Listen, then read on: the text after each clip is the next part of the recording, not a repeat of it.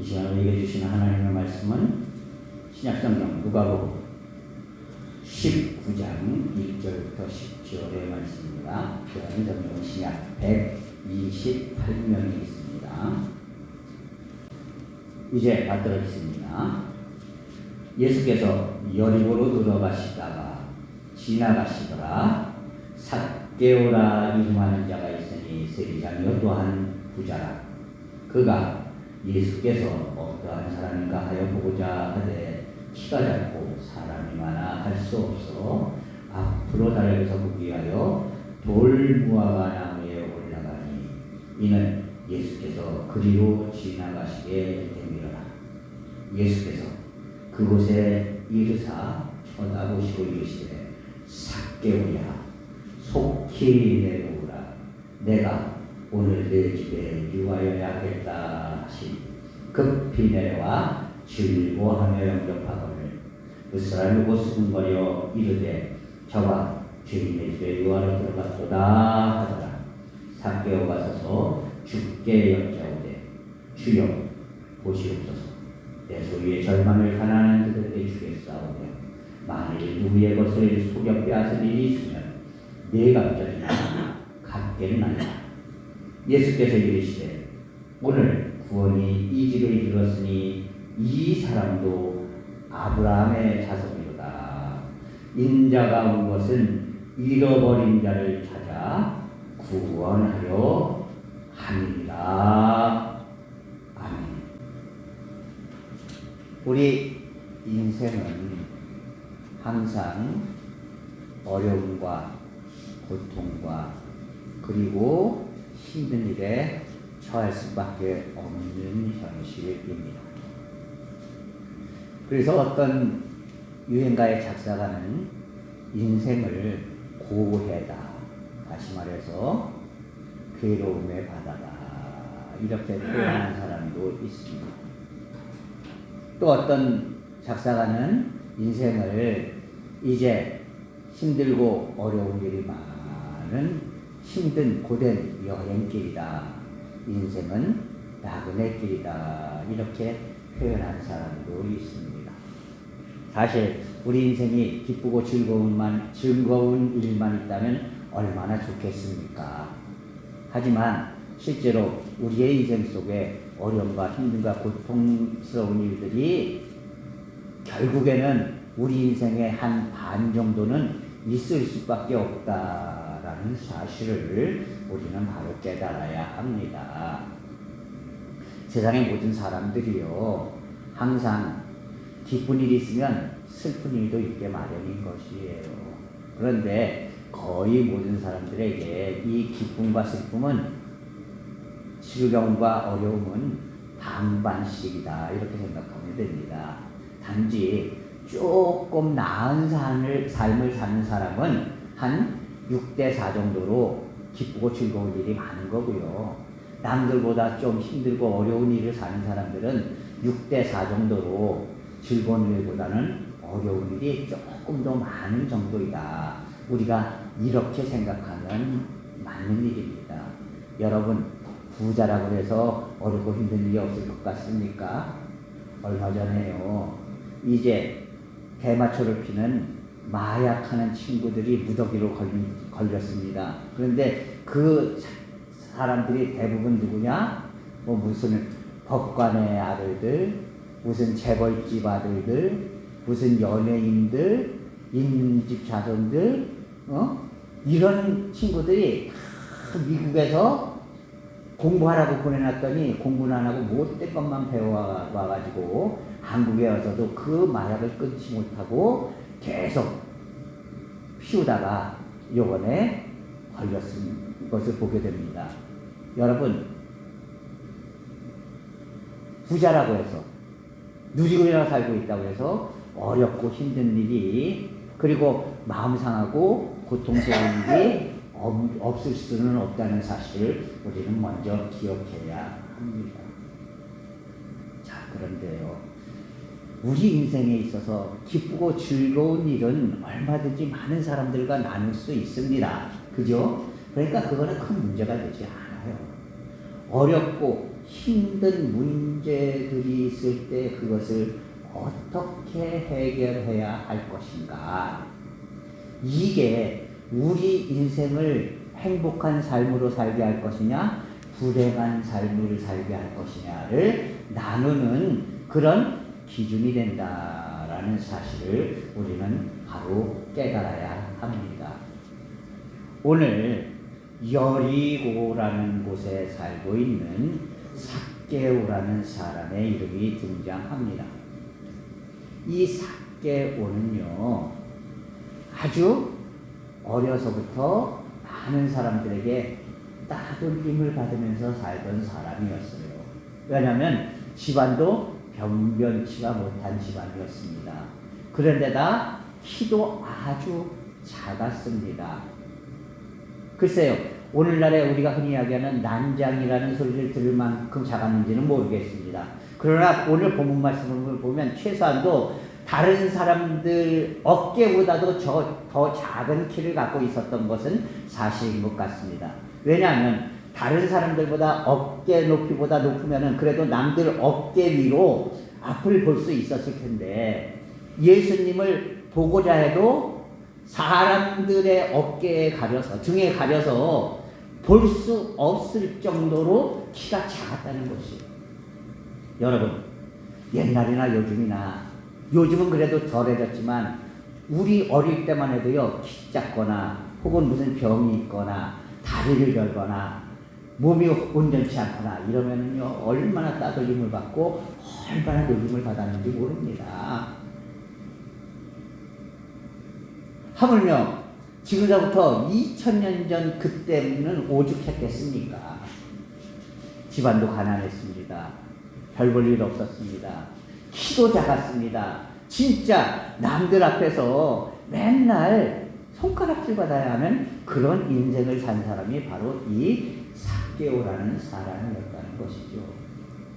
그런데 그가 이 사람들의 조소와 비난을 어떻게 극복할 것인가를 곰곰이 생각하다가 찾아낸 길이 바로 무엇이냐? 그래, 나는 돈을 벌 거야. 돈이 많으면은 절대로 나를 무시 못할 거야. 그렇다면 돈을 벌 수 있는 가장 쉬운 길이 무엇이겠는가?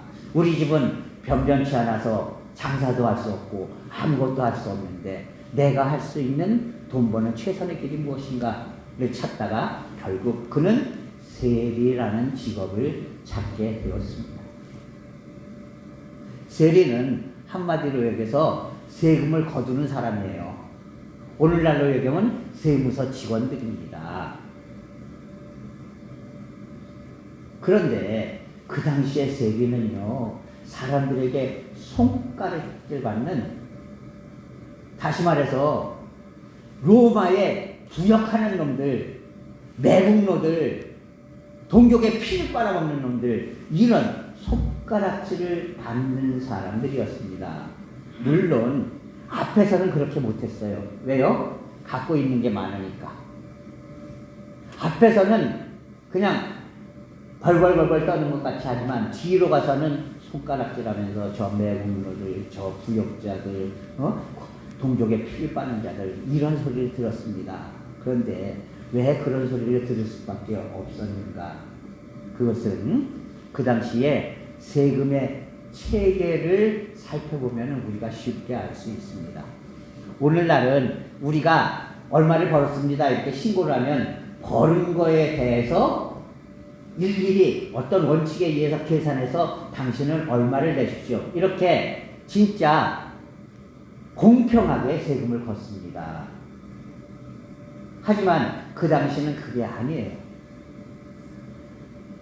로마 정부에서 이제 이스라엘 왕에게 이야기를 합니다. 이스라엘은 올 한 해 우리나라의 로마 정부에 쉽게 해서 100만 세겔의 세금을 걷어서 바쳐라, 이렇게 통보를 합니다. 그러면 왕은 어떻게 할까요? 이 우리나라에 그 도급 체계랑 그게 똑같아요. 왕은 100만 세겔이 아니라 각 지역에 있는 세무서장들, 그러니까 세무서장이 바로 오늘 삭개오가 하고 있던 세리장이에요. 세리 중에 장, 다시 말해서 지역의 세무서장이 세리장입니다. 그런데 그 세리장들에게 이야기합니다. 어디는 얼마, 어디는 얼마, 어디는 얼마, 어디는 얼마, 그렇게 세금을 걷어서 나에게 바쳐라. 그런데 임금은 로마에서 100만 세겔을 바쳐라. 그랬으면 100만 세겔을 바치는, 나에게 바쳐라 하는 게 아니라 200만 세겔을 바쳐라 이러는 거예요. 다 나눠서 다 합치면 한 200만 세겔 되게 각 세리장들에게 분담을 해줍니다. 그래 200만 세겔이 거치면 그중에서 100만 세겔은 지가 뚝 띄어먹고 100만 세겔을 로마 정부에다가 주는 거예요. 그러면 세리장은 어떻게 합니까?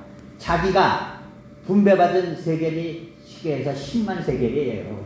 그러면 자기 밑에 있는 그 부하 세리들에게 그걸 또 나눕니다. 너는 얼마, 니네 동네에서는 얼마, 네가 맡고 있는 동네에서는 얼마, 이렇게 해서 10만 세겔이면은 자기가 한 20만 세겔, 아니면 좀 악독한 세리장님은 뭐 30만 세겔, 이렇게 분배를 합니다. 그리고 자기는 그 중에서 다 뚝 띄어먹고 10만 세겔만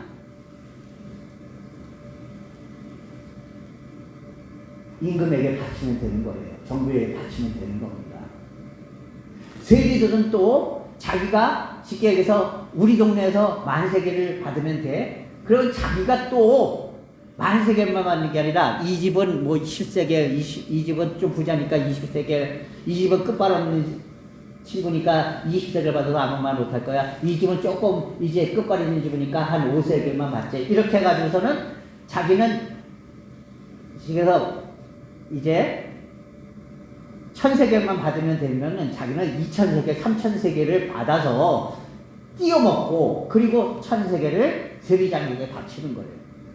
이러니까 실제로 백성이 이를테면은 우리 집에서 올해 1세겔만 세금을 바쳐도 되는데 이렇게 몇 단계를 거쳐오면서 그 세금의 부담이 10세겔, 20세겔씩 이렇게 막 올라가는 겁니다. 그러니까 사람들은, 세리들은 어떻게 하겠습니까? 저 동족들의 고혈을 빨아먹는 매국노들, 부역자들 이러면서 손가락질하고 그리고 싫어했던 겁니다.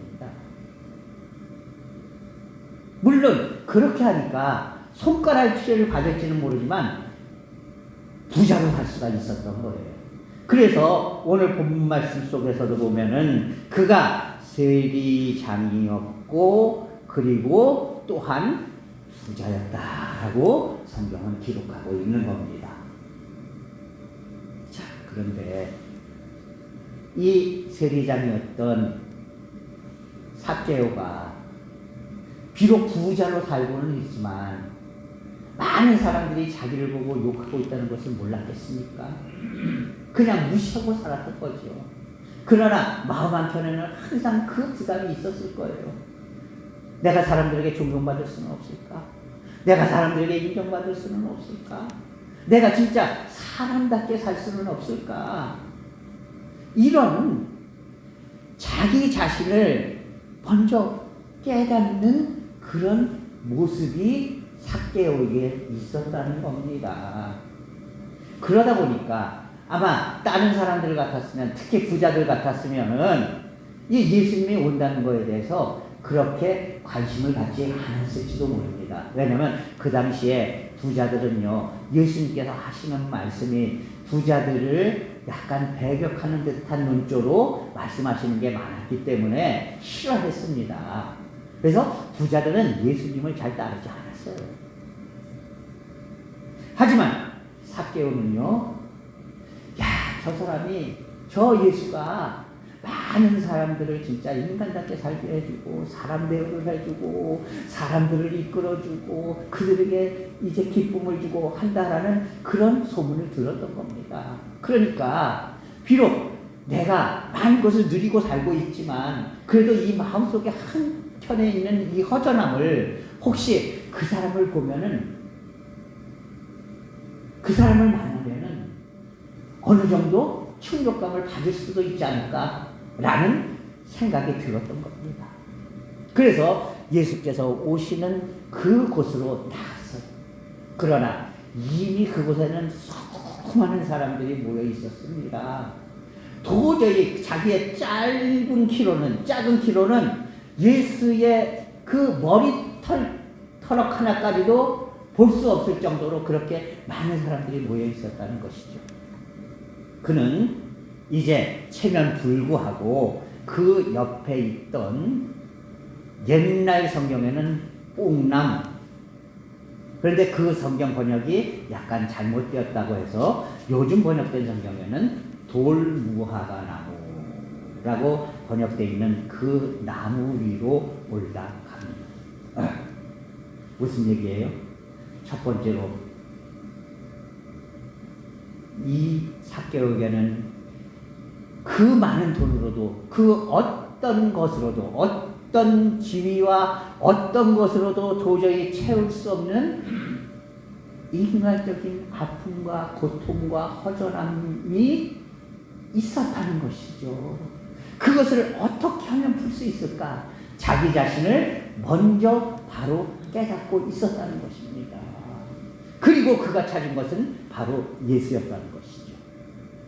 우리의 삶에도 어려움과 고통과 그리고 우리의 삶을 힘들게 하는 여러 가지 요인들이 있을 수가 있습니다. 그렇다면 재물로도 채워지지 않고 내 욕심으로도 채워지지 않고 내 이기심으로도 채워지지 않고 내 자만심으로도 채워지지 않고 내 고집으로도 채워지지 않는 이 허전함과 빈 삶의 모습을 과연 무엇으로 채울 수 있는가? 그것을 채울 수 있는 분은 오직 예수 그리스도 한 분밖에 없다는 사실을 우리는 바로 깨달아야 하는 것입니다.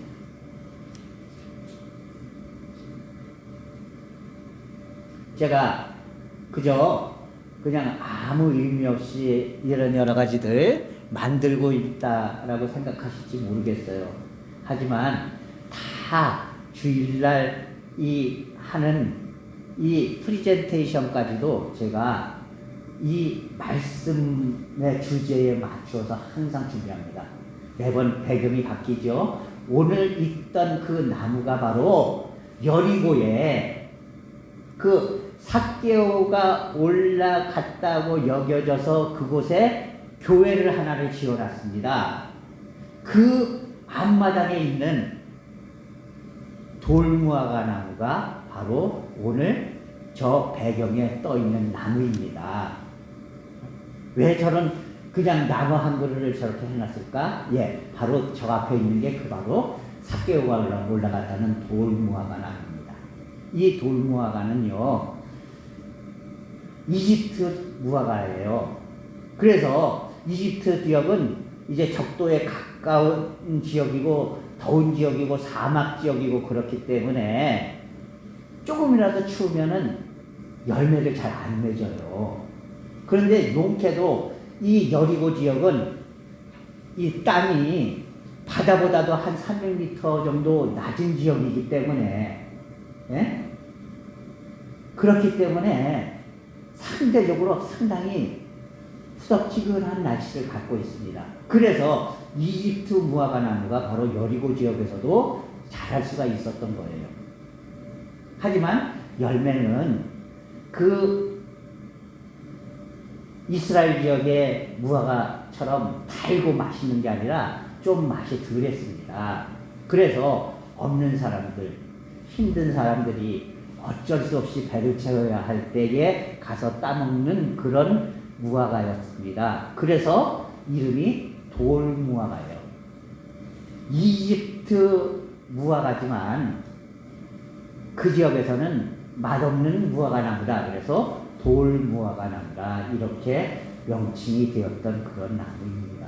그러나 생명력이 강해서요. 화면에서 보시는 것처럼 그렇게 나무가 울창하고 큽니다. 그래서 삭개오는 체면 불구하고 어른이 돼서 나무 위로 기어 올라간 겁니다. 왜요? 주님을 보고 싶다는 간절함이 있었기 때문입니다. 여러분, 우리들도 마찬가지예요. 주님과 함께하고 싶은 마음이 있으면요, 그만큼 주님 앞에 간절해야 하는 것입니다. 나의 간절한 만큼 주님도 내게 다가오신다는 사실을 여러분 기억할 수 있기를 바랍니다. 내가 간절하지 않으면요, 절대로 주님을 만날 수가 없는 거예요. 내가 진정으로 간절한 마음이 있어서 나의 이 빈 마음, 나의 이 허전한 마음, 나의 이 고통스러운 마음을 주님께서 채워주시지 않을까 하는 이 간절함이 있었기 때문에 삭개오는 염치불구하고 체면불구하고 나무 위로 올라가셨던 겁니다. 바로 그 마음을 아셨기 때문에 주님께서는 삭개오에게 말씀하십니다. 내려와라. 내가 오늘 너의 집에 가서 유하겠다. 예, 삭개오는 그런 기대는 하지 않았을 겁니다. 그러나 그 간절함을 보신 주님께서는요, 그 간절함을 보시고 삭개오의 집으로 들어가겠다고, 거기서 묵으시면서 삭개오에게 은혜를 베푸시겠다고 말씀하고 계시는 거예요. 여러분, 우리의 간절함을 주님은 이미 알고 계십니다. 그죠? 삭개오를 이전에 아셨겠습니까? 예수님께서 아셨겠습니까? 당연히 몰랐겠죠. 본 적도 없었을 겁니다. 왜냐하면 예수님이 여리고 지역은 거의 가시지 않았었기 때문에요. 사전 지식도 없으셨을 겁니다. 그러나 삭개오의 그 간절함을 보신 주님께서는요, 말씀하십니다. 삭개오야, 내려와라. 내가 오늘 너의 집에 가서 유할 것이다. 너에게 은혜를 베풀 것이다. 너와 함께 할 것이다. 너에게 큰 은혜와 사랑을 베풀어 줄 것이다. 말씀하고 계시는 것이에요. 여러분, 주님은요, 우리가 주님을 향한 간절함이 있을 때에 반드시 그 간절함을 채워주시는 분이다라는 사실을 기억할 수 있기를 바랍니다. 주님을 바라보세요. 주님께 간절히 다가가세요. 그러면 주님께서 우리가 반드시 함께 해주시는 역사가 있음을 깨달을 수 있기를 바랍니다. 자, 그런데요, 바로 이 모습을 보고 많은 사람들이 이야기합니다. 저 예수님 봐, 저 삭개오가 어떤 사람인지 모른단 말이야? 동족의 피를 빨아먹는 저 악독한 괴물, 로마의 부역자, 죄인, 저런 인간인지도 모르고 그 집에 들어가겠다고 그런단 말이야? 그렇게 이야기를 합니다. 그랬더니 예수님께서 말씀하시죠. 그도 아브라함의 자손이다. 무슨 얘기입니까? 주님은 사람을 외모로 판단하시지 않으시고 그 사람의 행동을 보고 판단하시지 않는다는 것이에요. 그 사람을 그 사람 자체로 보고 판단하신다는 것이에요. 간절함이 있으면 그 간절함을 채워주시고요. 병약함이 있으면 그 병약함을 고쳐주시고요. 예? 고통이 있으면 그 고통을 대신 져주시고요. 이러면서 비록 부족하고 연약하고 힘든 인생이지만 그 인생과 함께 하시는 분이다. 예수님께서 친히 하신 말씀이 있잖아요. 건강한 사람들에게 무슨 의원이 필요하겠느냐. 병약한 사람이니까 의원이 필요한 것이지. 나는 세상을 고치러 온 의원이다. 그러니까 있는 자들, 누리는 자들, 스스로 잘났다고 뻐기는 자들, 이런 자들에게는 내가 필요 없다. 스스로 어렵고 힘들고 고통스러워하고 마음이 허전해서 울먹이고 있는 그들에게 바로 내가 필요한 것이다. 내가 그들에게 가서 그들에게 은혜를 베풀고 그들과 함께하며 그들에게 모든 것을 아낌없이 베풀어 줄 것이다 라고 주님께서는 말씀하고 계시는 것입니다. 그랬더니 중요한 것은 삭개오에게 진정한 돌이킴이 있었다는 것이요. 여러분, 주님과 함께하는 삶을 살려면요, 우리는 진정한 돌이킴, 다시 말해서 회개가 있어야 하는 것입니다. 여러분, 회개라는 단어는요, 무슨 얘기냐면요, 어느 한 곳으로 가다가 180도 완전히 뒤로 돌아서 반대로 간다라는 의미를 가지고 있는 단어입니다. 다시 말해서 지금까지의 길을 완전히 돌이켜서 그 반대의 길, 지금까지 가고 있던 죽음의 길을 완전히 돌이켜서 생명의 길로, 지금까지 세상 것을 찾던 길을 완전히 돌이켜서 이제는 하나님을 찾는 길로, 지금까지 불의한 길로 걸어갔던 나의 모습을 완전히 돌이켜서 이제는 의로운 길로 간다는 것을 의미하는 것입니다. 오늘 삭개오도 예수님의 그 은혜를 받아들이고 나서 바로 이야기를 합니다. 주님, 제가 내 소유의 절반을 가난한 사람들에게 나눠주겠습니다. 지금까지는 이것이 나의 인생의 최고다라고 생각하면서 악착같이 긁어모았지만, 그러나 이제는 나누면서 살겠습니다. 베풀면서 살겠습니다. 주님의 사랑을 나누고 베풀면서 살겠습니다. 그리고 혹시 제가 누구를 속여서 뺏은 것이 있다면 4배씩 갚겠습니다. 제가 제 삶이 이제 완전히 돌이켜서 주님이 원하시는 삶, 하나님이 원하시는 삶으로 바뀌기를 원합니다 라고 고백하고 있음을 우리는 기억해야 하는 것입니다. 사랑하는 성도 여러분, 주님이 우리 속에 들어오셨더라도요, 나의 삶의 근원이 돌이키지 않으면요 아무 소용이 없습니다.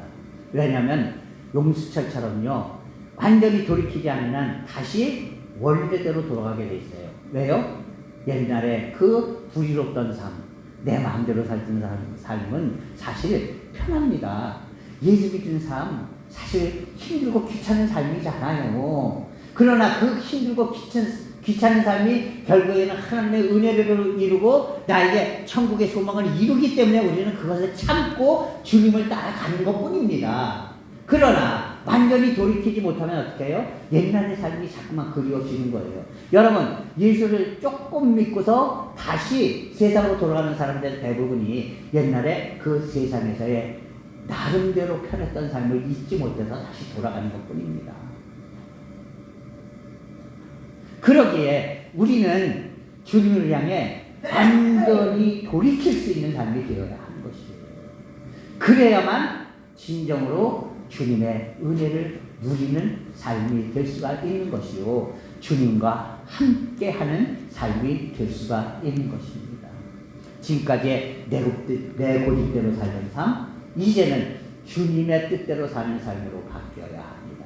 지금까지 세상 것들을 사랑하던 삶, 이제는 주님을 사랑하는 삶으로 바뀌어야 합니다. 지금까지 물질만은 유의에 사로잡혀서 돈이면 뭐든지 된다고 생각했던 삶, 이제는 돈이 아니라 주님의 은혜로 내가 살아야 한다는 것을 깨닫고 그대로 나아가는 삶이 되어야 하는 것입니다. 지금까지 내 고집대로 내 그 뜻대로 살려고 했던 삶, 이제는 주님의 뜻대로 주님의 인도하신 대로 살아가겠다는 그런 완전한 돌이킴이 있어야 하는 것입니다. 삭개오에게 바로 이런 돌이킴이 있었기 때문에 주님과 동행하는 삶, 주님과 함께하는 삶이 될 수가 있었던 것이에요. 사랑하는 성도들, 오늘 삭개오의 삶을 통해서 주님과 함께하는 삶이 어떤 삶인가에 대해서 은혜를 나누었습니다. 여러분, 우리 인생에 많은 이제 어려움과 고통과 그리고 이제 우리의 삶을 힘들게 하는 요인들이 있죠. 무엇을 바라보아야 하겠습니까? 주님을 바라보아야 하지 않겠습니까? 주님을 향한 간절함이 있어야 하지 않겠습니까? 그런 간절함 속에 주님께서 나에게 다가오십니다. 그러나 내가 진정으로 돌이키지 않는다면 주님의 그 은혜와 사랑은 결국 쏟아지는 은혜가 되어버리고 만다는 사실을 기억하고, 이제는 이전의 삶에서 완전히 돌이켜서 주님을 사랑하고 주님을 위하고 주님의 뜻을 이루어가는 그런 복되고 아름다운 주님과 동행하는 삶이 될 수 있기를 주님의 이름으로 부탁을 드립니다. 기도하겠습니다. 또 사랑의 하나님 아버지, 하나님의 은혜와 사랑을 주시면 감사합니다. 하나님께서 누군도 하시고 붙잡아 주셔서 오직 하나님의 뜻과 은혜와 사랑을 간구하고 간절히 바라는 그런 간절함을 가지고 살아가는 믿음이 되게 하시고, 그로 말미암아서 주님 앞에 완전히 돌이켜서 주님의 뜻만을 따르고 주님이 원하시는 삶을 살며 주님과 동행하는 삶이 되어서 주님의 은혜와 사랑을 누리며 살기에 부족하며 없는 삶이 될 수 있도록 주께서 인도하여 주시옵소서. 예수 그리스도의 이름으로 감사하며 기도하옵나이다.